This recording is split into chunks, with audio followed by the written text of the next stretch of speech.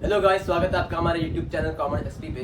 मैं हूं आपका बिजनेस टीचर हार्दिक और आज हम स्टार्ट करने वाले हैं class 12 chapter number 4 business studies का, जो कि है प्लानिंग का पार्ट 2। इसका पार्ट 1 का लिंक मैंने ऑलरेडी डिस्क्रिप्शन मेंशन कर दिया है, तो जिसने वो नहीं देखा और चैप्टर फर्स्ट सेकंड थर्ड की वीडियोस नहीं देखी उसका लिंक नीचे डिस्क्रिप्शन में है, तो प्लीज चेक आउट। ओके, चलिए शुरू करते हैं। चैप्टर फर्स्ट में हम पहले रिवाइज कर लेते हैं कि हमने पार्ट 1 में क्या पढ़ा। हमने पढ़ा प्लानिंग के बारे में। प्लानिंग क्या था हमारा?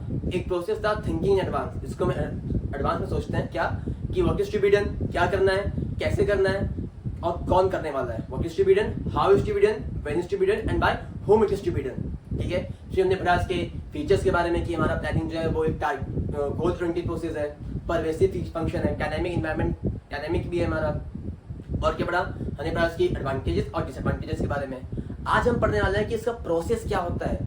ठीक है बेटा, अब हम चैप्टर इस सिलेबस के ब्रॉड में आ गए हैं। अब जितने भी फंक्शंस आएंगे मैनेजमेंट के, उन सबका कुछ प्रोसेस होता है। सेम वे में प्लानिंग का भी एक पर्टिकुलर प्रोसेस है। ठीक है, आज हम प्रोसेस पढ़ने वाले हैं प्लानिंग के प्रोसेस के बारे में। एक फिक्स एग्जांपल लेके चलते हैं, वो ये कि आपको क्लास में 95% स्कोर करना है, आपको बोर्ड एग्जाम्स में 95% स्कोर करना है। ठीक है, उसके बेसिस पे प्लानिंग करेंगे।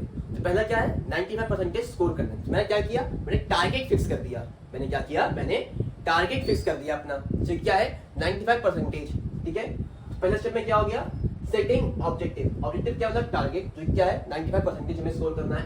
The first step is to define clear and achievable goals. मैंने टारगेट फिक्स कर दिया। अब क्या करना है? अजम्पशंस। उस टारगेट को अचीव करने, फॉलो करने में क्या क्या अजम्पशंस, क्या क्या चीजें आ सकती हैं। फॉर एग्जांपल जैसे 365 दिन साल के, 10 दिन तो प्री बोर्ड हो गए, छोड़ दो। 10 दिन के मेरे हाफ ईयरली हो गए, वो निकाल दिए। 30 त्योहार हो गए, वो छोड़ दिए। मैं ही बीमार पड़ गया या हो सकता है फैमिली में के फंक्शन वगैरह हो गया, उनको निकाल दिए। अब बचे मेरे पास 300 दिन। अब उस 300 दिन को मुझे कैसे अच्छे तरीके से और यूटिलाइज करना कि मैं अपने टारगेट को अचीव कर सकूं। ठीक है, तो सेकंड स्टेप में मैंने क्या किया? Developing premises. प्रीमाइसेस का मतलब होता है assumptions. Premises are assumptions about the future business environment. ठीक है, आने वाली सिचुएशन में क्या क्या चीजें आ सकती हैं, मैंने उसके लिए assumptions ऑलरेडी ले रखे थे। Planning should be based on these assumptions. इनके बेसिस पे मुझे प्लानिंग करनी है। जब मुझे पता है कि आने वाले टाइम पे, जैसे जुलाई चल रहा है अभी, 9 अगस्त को रक्षाबंधन है, उस टाइम पे पाई हो नहीं पाएगी, तो मैंने क्या किया? 9 अगस्त का कंटेंट मैंने ऑलरेडी 8 अगस्त को पढ़ लिया, या सकता है 7 अगस्त में पढ़ लिया। ठीक है, फिर थर्ड स्टेप हमारा identifying alternative courses of action. After setting objective, हमने ऑब्जेक्टिव सेट कर दिया अपने पहले स्टेप में ही, एंड अजम्पशन सेकंड स्टेप में जो था, हमने अजम्पशंस भी कंसीडर कर ली हैं। Manager must list out all possible ways to achieve the objective. अब मैं किस किस पॉजिटिव तरीके से अपना ऑब्जेक्टिव अचीव कर सकता हूँ। ठीक है, कौन कौन से पॉजिटिव तरीके हैं, कौन कौन से सही तरीके हैं जिससे मैं अपना ऑब्जेक्टिव, अपना टारगेट जो है उसको अचीव कर सकता हूँ। ये मेरा आता है थर्ड स्टेप में। ठीक है, अब है हमारा fourth step, evaluating the alternative courses. Each option is examined in terms of cost, risk and benefit. Third option में क्या किया? मैंने सारे तरीके देखे। थर्ड ऑप्शन मैंने क्या किया कि पर्टिकुलर टारगेट को अचीव करने के लिए मैंने सारे तरीके देखे। फोर्थ में क्या किया? उनको समझा, उनको देखा कि किसमें मुझे ज्यादा रिजल्ट अच्छा मिल रहा है, किसमें मुझे कम रिजल्ट मिल रहा है। ठीक है, थर्ड में मैंने क्या किया? मैंने थर्ड में असम्पशंस सारे स्टेप्स देखे, सारे तरीके देखे कि मैं किस तरीके अपने टारगेट को अचीव कर सकता हूँ। फोर्थ में क्या किया? उनको देखा कि किसमें मुझे ज्यादा फायदा हो रहा है, किसमें मुझे कम फायदा हो रहा है, कौन सा मेरे कॉस्ट के अकॉर्डिंग है, कौन सा मेरे कॉस्ट के अकॉर्डिंग नहीं है। और फिफ्थ में क्या हुआ? Selecting the best alternative, the most suitable alternative is selected based on evaluation. जो evaluation हुआ था हमारा फोर्थ स्टेप में, उसके बेसिस पे मैंने एक तरीके को चूज कर लिया। ठीक है, फिर से रिवाइज करते हैं। पहले हमने क्या किया? पहले हमने टारगेट फिक्स कर दिया, टारगेट सिलेक्ट कर दिया, जो कि था मेरा 95%। सेकंड में क्या किया? उसके रिगार्डिंग जो assumptions होते हैं, दिक्कतें आ सकती है मुझे, मैंने उनको सेटल कर लिया। ठीक है, जब मुझे ऑलरेडी पता है कि 9 अगस्त को रक्षाबंधन है, तो मैंने क्या किया? वहाँ के इतने हिस्से की पढ़ाई 8 अगस्त को कंप्लीट कर दी, हो सकता है 7 अगस्त को कंप्लीट कर दी। ठीक है, फिर था हमारा थर्ड स्टेप। इसमें क्या किया? After setting objective and assumptions, manager must set list out all possible. सारे तरीके मैंने देखे कि मैं किस तरीके से अपने ऑब्जेक्टिव को अचीव कर सकता हूँ। और फोर्थ में क्या हुआ?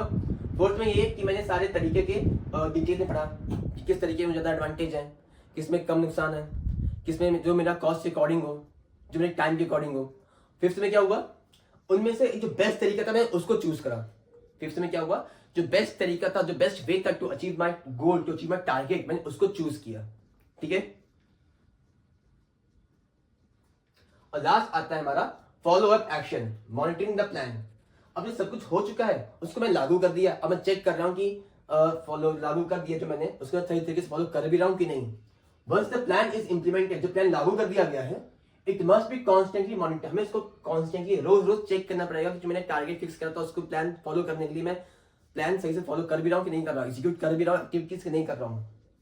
Regular feedback help identify deviations and take corrective actions. ठीक है, कंपनी ने जो टारगेट फिक्स किया था, अब एम्प्लॉइज क्या कर रहे हैं, जो टारगेट अचीव नहीं हो पा रहा है उससे जो डेविएशंस आ रहा है उसके फीडबैक मिलने हैं, जिसकी वजह से मैं उस पर्टिकुलर टारगेट को जो दिक्कतें आ रही हैं उसको ओवरकम कर सकता हूँ। ठीक है, तो आई होप कि आपको प्रोसेस समझ में आ गया होता। क्या कहता है हमारा, पहले हमने क्या किया, हमने टारगेट फिक्स कर दिया, उसके रिगार्डिंग टारगेट के जो अजम्पशंस थे हमने वो सेटल कर लिए। फिर क्या किया, हमने सारे ऑल्टरनेटिव देखे, ऑल्टरनेटिव मेरे कॉस्ट के अकॉर्डिंग है कि नहीं है, मेरे टाइम के अकॉर्डिंग है कि नहीं है। फिर उनमें से मैंने एक बेस्ट ऑल्टरनेटिव चूज करा, लागू कर दिया, और फिर क्या किया, देखा कि कॉन्स्टेंटली मॉनिटर करता था सिचुएशन को कि मेरा पॉजिटिव रिजल्ट वहां से कंपनी से आ रहा है कि नहीं आ रहा है। ठीक है, अब इसी के साथ हम चैप्टर का लास्ट पॉइंट पढ़ने वाले हैं जो कि है हमारा टाइप्स ऑफ प्लान। देखो, प्लान जो होते हैं दो टाइप के होते हैं। एक होता है हमारा सिंगल यूज प्लान, जो सिर्फ एक ही सिचुएशन को टारगेट, एक ही सिचुएशन में टैकल करने के लिए यूज करते हैं। ठीक है, single use plan, these are one time plan use for activities that do not reoccur regularly. ठीक है, मान लो कि 95% आपको क्लास में लाना है, भाई ये तो है नहीं आप जिंदगी में क्लास 12th में रहेंगे, एक ही टाइम तो रहेंगे। ठीक है, तो इसके क्या यूज कर सकते हैं, हम सिंगल यूज प्लान यूज कर सकते हैं। ऐसे हम जो प्लानिंग कर रहे हैं वो किसके अंदर आएगा, वो हमारा आएगा सिंगल यूज प्लान के अंदर। ठीक है, तो सिंगल यूज प्लान क्या होते हैं, ऐसी सिचुएशन टैकल करने के लिए यूज होते हैं जो रेगुलरली की बेसिस पे अगर नहीं होती, जो रेगुलरली बेसिस पे आती नहीं है। ठीक है, इसमें कुछ चीजें होती हैं, जैसे हमारा हो गया programs. It outlines the entire, a program is a comprehensive plan that includes objectives, policies, procedures, rules and resources, course of actions for a specific project. एक पर्टिकुलर प्रोग्राम मैंने बना लिया। ठीक है, प्रोग्राम में क्या हो गया, एक सारे ऑब्जेक्टिव, सारे पॉलिसीज इंक्लूड हो गई मेरी इसमें। ठीक है, अगला आता है मेरा बजट। बजट में पैसे से रिलेटेड हमारा हो सकता है। It is a numerical plan expressing expected result in quantitative terms, money, hours, unit. It helps in controlling expenses and comparing actual performance with the planned target. मैं जैसे आप लोग का एग्जांपल मैंने लिया था कि 95% आपको स्कोर करने हैं। ठीक है, उसमें टाइम कितना यूज करना है, प्लान कोई एक्टिविटी जो हम कर रहे हैं उसमें टाइम कितना यूज हो रहा है। ठीक है, तो बजट में क्या हो गया, हम सारे टर्म्स जो न्यूमेरिकल टर्म्स होते हैं, कॉस्ट से रिलेटेड हो सकता है टाइम से रिलेटेड हो, उनको सेटल करने हैं। और टारगेट क्या सोचा था और कितना अचीव, उसके बीच में डेविएशन जो है हमने, मान लो आपने सोचा था कि आप 10 घंटे पढ़ेंगे। ठीक है, आपने पढ़ा कितना, आपने पढ़ा सिर्फ 6 घंटे या हो सकता है 8 घंटे, बीच में डेविएशन हुआ 2 घंटे का। ठीक है, so a budget is a numerical plan expressing expected results in quantitative terms like money, hours, unit, etc.